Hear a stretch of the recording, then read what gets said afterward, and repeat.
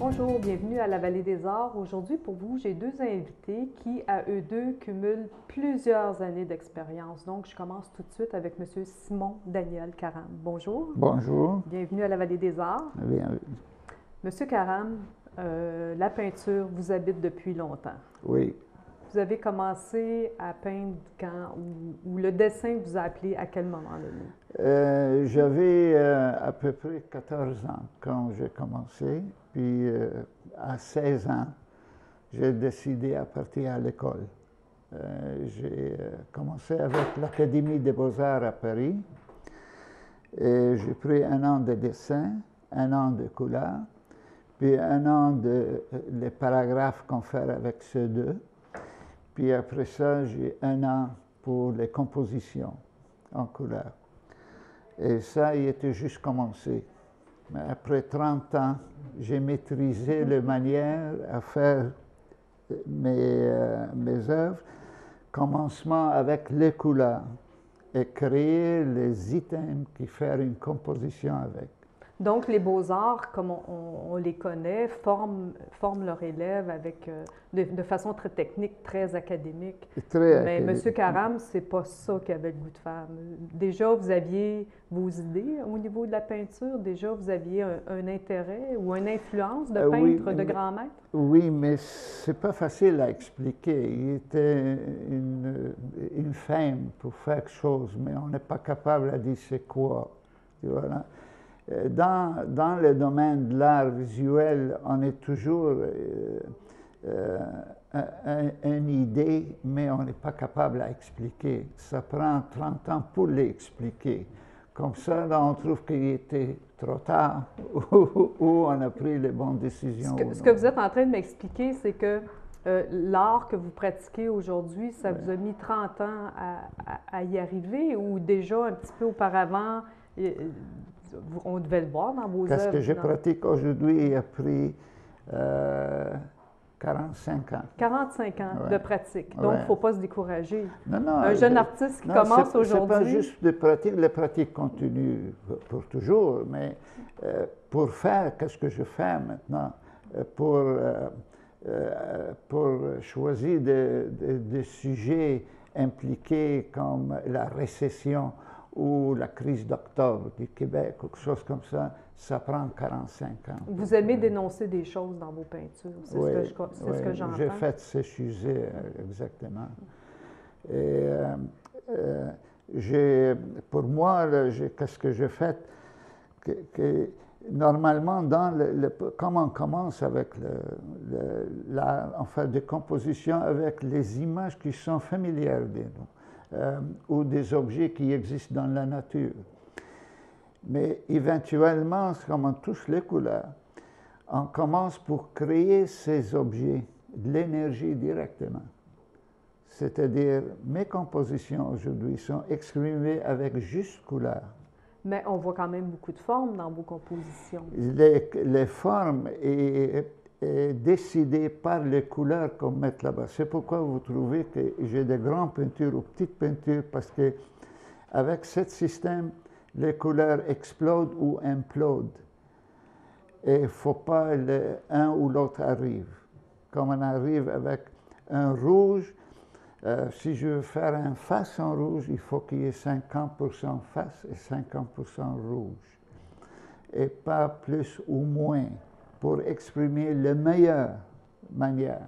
Okay. J'aimerais que vous m'expliquiez, quand vous arrivez devant votre canevas qui est blanc, vous l'apprêtez de quelle façon? Vous avez un dessin ou c'est... J'ai déjà tout dessiné le sujet et tout déterminé. Ça me prend 2 jours à faire le canevas.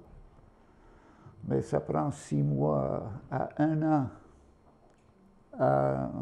à dessiner. OK. Là, ce que vous m'expliquez, c'est que vous avez votre idée, vous arrivez au canevas, vous faites votre dessin, mais ensuite de le pousser au plus loin que vous voulez aller, vous mettez plusieurs heures de travail sur votre dessin. Pour arriver là-bas, j'ai besoin de beaucoup d'heures de travail. Par exemple, moi, j'utilise des papiers.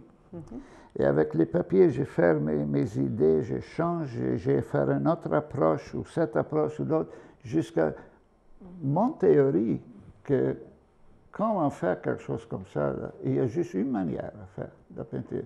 Il faut que je le trouve. À chaque tableau. À chaque sujet. Il y a juste une manière à faire. Et si je le trouve, finalement, il me frappe tout de suite que je l'ai trouvé. Ça, normalement, il me prend entre 6 mois et 1 an. J'ai une petite peinture comme ça en papier. Pour faire en Canva, ça prend 2 jours. Donc, c'est de longue haleine, votre travail. Vous mûrissez longtemps votre sujet. Oui, ça prend beaucoup de temps. J'ai normalement à peu près 50 ou 100 morceaux de papier là, qui étaient déjà... Donc, si on va chez vous, on regarde votre atelier, c'est des piles et des piles de croquis. Des croquis, donc, avec couleur. Avec couleur, oui, même à ce moment-là. Oui, tout est dessiné.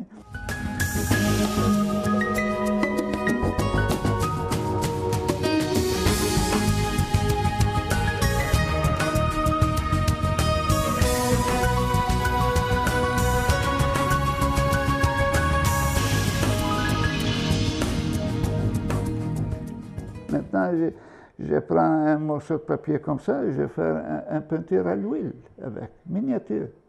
Celui-là, par exemple. Et comme ça, je décide c'est quelle grandeur faut que toutes les couleurs aient. Voilà, je décide la grandeur et je fais un peinture. En pré-entrevue, vous m'expliquez que la plupart de vos tableaux sont de très, très grands formats. Oui, parce que j'ai touché des sujets, je suis adulte, je suis vieux.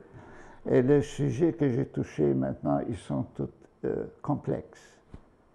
Ces deux étaient le plus possible à amener dans la voiture, mais normalement, j'ai des 6 pieds par 4 pieds.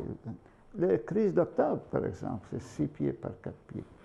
Il doit y avoir beaucoup de détails sur ce... Il y a beaucoup de détails. C'est pour ça que vous dites que vous prenez des grands canevas. Oui, et c'est pourquoi je dis que le monde dit explique ça à moi. Moi, j'ai pris 6 mois à les faire ou 1 an. C'est pas facile. C'est pas facile à expliquer tout de suite. Mais qu'est-ce que je fais? Je commence le monde à regarder comment on regarde. Et le restant vient de lui. Est-ce que vous travaillez plusieurs tableaux en même temps à ce moment-là? Pas possible. Pas possible. Non. Parce que vous habitez votre tableau pendant tout ce temps-là, pendant tout le temps de processus de création. Oui, j'ai vendu lesquels que j'ai vendus, mais pour travailler, je n'ai pas le cerveau à travailler avec 2 sujets en même temps. Je n'ai pas le cerveau à faire. J'avais mes anciens, Picasso, Matisse, ils ont fait plusieurs rendements, si vous voulez, le même sujet. Et ils ont laissé toutes les différentes variations dans ces étoiles. Ils sont dit, on va laisser comme ça. Moi, pour être économique, je travaille dans le papier. Et qu'est-ce que j'ai laissé, c'est les papiers. Vous trouvez normalement les différentes manières à exprimer quel sujet que Est-ce que vous allez avec du collage à ce moment-là ou c'est tout le temps en dessin et en couleur avec soit des gouaches ou des crayons J'ai fait beaucoup de gouaches. Maintenant, là, je prends un papier de palette. Je vais faire une peinture sur lui à l'huile. C'est plus facile parce que quand j'arrive à faire, il n'y a pas de traduction, c'est la même couleur. J'applique sur le Canva. Maintenant, M. Karam, vous travaillez plus à l'acrylique ou c'est encore un mélange d'huile? Non, moi, je suis seulement dans l'huile. Parce que la responsabilité, qu'est-ce que je fais, je veux être là dans 500 ans ou 100 ans. Vous voulez passer à la postérité. Pour l'artiste, le futur. Par exemple, comme je regarde anciennement, qu'est-ce qu'ils sont fait mes anciens, comme Gauguin qui a commencé la ligne en couleur, et Van Gogh qui a commencé à peinturer les vents et les natures. J'espère que j'ai tout ce travail avec moi là, pour sauver un peu de temps. Quand on regarde vos tableaux aujourd'hui, on sent qu'il y a une influence justement de Matisse et de Picasso, ou c'est des grands maîtres qui ont influencé votre parcours? Les Picasso et Matisse, le phénomène de ces artistes est très facile pour un étudiant à apprendre, parce que Picasso, il a fait juste des dessins. Et oui, il a utilisé la peinture, mais il n'a pas coloré. La couleur, il n'existe pas dans son domaine. Il a fait juste le dessin. Et dans ce métier, il a achevé le meilleur. Henri Matisse, dans l'autre bas, il était pour la couleur.